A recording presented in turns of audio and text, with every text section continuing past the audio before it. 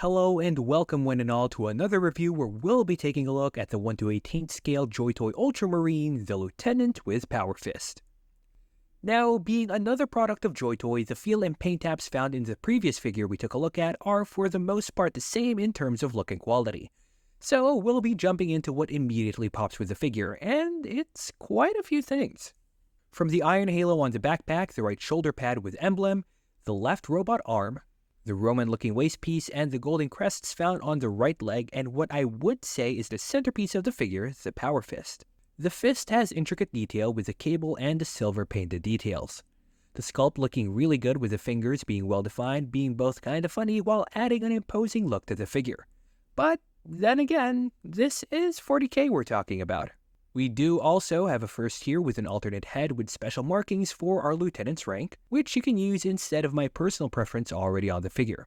There's just a lot of personality in the scowl, hair, and the monocle, which just makes him look like a freaking badass dude. One thing to note here before we continue is that the iron halo is spiky enough to kinda hurt, but is made of the same rubberyish material, so you won't actually get any wounds if you're rough with it. Maybe.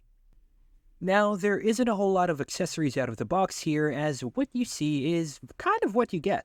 Aside from the alternate head, we also have a trigger finger hand and holding hand for the cybernetic arm, for the plasma pistol, and the power sword respectively. Same things to note here that the sockets are kinda small, so you're gonna have to heat them up before popping them into place. Posing is a tiny bit different from the intercessor we took a look at, with the main differences here being in the arms. The left with the power fist bending about 90 degrees. Same with the robot arm on the right, with some added swivels on the wrist and the double ball joint for the hands. Legs are mostly the same, with the waist piece hindering forward movement, and moving the right leg does move the skulls hanging from the waist out of place, resulting on some slight damage on my copy.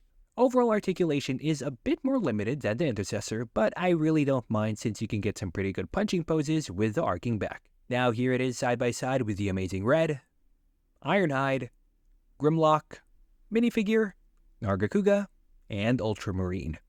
One of the best tropes in fiction are the old men in a profession where men die young. And when considering how old a standard Space Marine tends to be, the Lieutenant with Power Fist certainly is no pushover. At least in the lore, I would assume so. Talking about the action figure itself, the aesthetic is spot on in terms of intimidation. The display options are limited, sure, but can you really complain when one of the weapons is a really good looking Power Fist? The dude has a robot arm, for crying out loud. The adornments and the unique features of the figure are enough to set it apart from other Space Marines Joytoy has to offer, enough so that for me, it would justify a purchase. Overall, I absolutely love the Joytoy Lieutenant with Power Fist, and it's definitely one that I won't ever regret getting. So that's going to be it for me. Thank you so much for watching, and see you guys in the next one.